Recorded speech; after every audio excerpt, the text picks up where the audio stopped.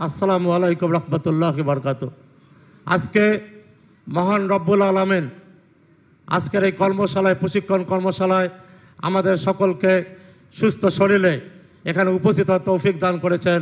এই জন্য আমরা সবাই মহান রব্বুল আলামিনের দরবারে অগণিত শুকর আলহামদুলিল্লাহ। আমরা ধন্যবাদ জানাচ্ছি আজকের এই প্রশিক্ষণ কর্মশালায় কেন্দ্রীয় নেতৃবৃন্দ অনেক কষ্ট করে আমাদের মাঝে আজকে উপস্থিত হয়েছেন। এই জন্য আমরা কুড়িগ্রাম জেলা বিএনপির পক্ষ থেকে প্রাণঢালা অভিনন্দন, কৃতজ্ঞতা এবং শুভেচ্ছা জানাচ্ছি। আমরা ধন্যবাদ জানাই আজকে অল্প সময়ের মধ্যে আজকের এই প্রোগ্রাম বিভিন্ন উপজেলা থেকে বিএনপির সকল নেতৃবৃন্দ কষ্ট করে আজকের কর্মশালায় উপস্থিত হয়েছেন। এই জন্য আমরা আপনাদেরকে ধন্যবাদ এবং কৃতজ্ঞতা প্রকাশ করছি। আজকে আমরা 31 দফার রূপরেখা বাস্তবায়নের লক্ষ্যে তৃণমূল বিএনপির নেতাকর্মীদেরকে এবং জনগণের মাঝে পৌঁছে দেওয়ার জন্য আজকে আমরা প্রশিক্ষণ গ্রহণ করার জন্য উপস্থিত হয়েছি। আমরা আজকে প্রশিক্ষণ গ্রহণ করব।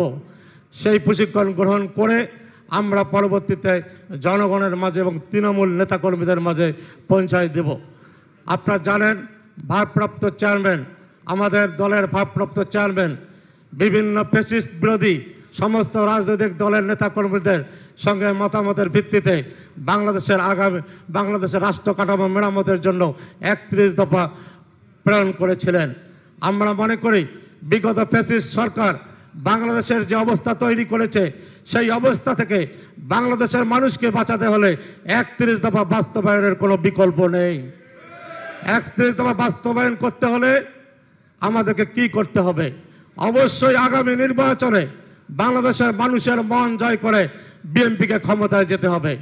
ভারপ্রাপ্ত চেয়ারম্যান জনাব তারেক রহমান 5ই আগস্টের পর আমাদেরকে কি বক্তব্য দিচ্ছেন? তিনি বক্তব্য দিচ্ছেন মানুষের মন জয় করতে হবে, দলের ভাবমূর্তি আমাদেরকে রক্ষা করতে হবে। দলের ভাবমূর্তি নষ্ট হয় এমন কোনো কর্মকাণ্ডে আমাদেরকে জড়িত হওয়া যাবে না। তাই আমি আজকে আমাকে শুভেচ্ছা বক্তব্য দেওয়ার জন্য বলা হয়েছে। আমি আজকে আপনাদেরকে উদাত্ত আহ্বান জানাবো, আজকের এই কর্মশালা অত্যন্ত গুরুত্বপূর্ণ। সেই কর্মশালায়, প্রশিক্ষণ কর্মশালায় আপনারা সবাই এই 31 দফার উপর আপনারা সেই প্রশিক্ষণ গ্রহণ করে আগামীতে কুড়িগ্রাম জেলার মানুষের মাঝে পৌঁছায় দেবেন, এই আশা আহ্বান রেখে সকলের সুস্বাস্থ্য মঙ্গল কামনা করে আমি আমার শুভেচ্ছা বক্তব্য এখানে শেষ করছি। ধন্যবাদ সবাইকে। আসসালামু আলাইকুম রহমতুল্লাহি ওয়া বারাকাতুহু। শহীদ জামরক দেশনেত্রী বেগম খালেদা জিয়া জিন্দাবাদ। তারুণ্যের অহংকার আগামী দিনে ইনশাআল্লাহ রাষ্ট্রনায়ক তারেক রহমান। এগিয়ে চলো বাংলাদেশবাসী তোমার সাথে। ধন্যবাদ সবাইকে।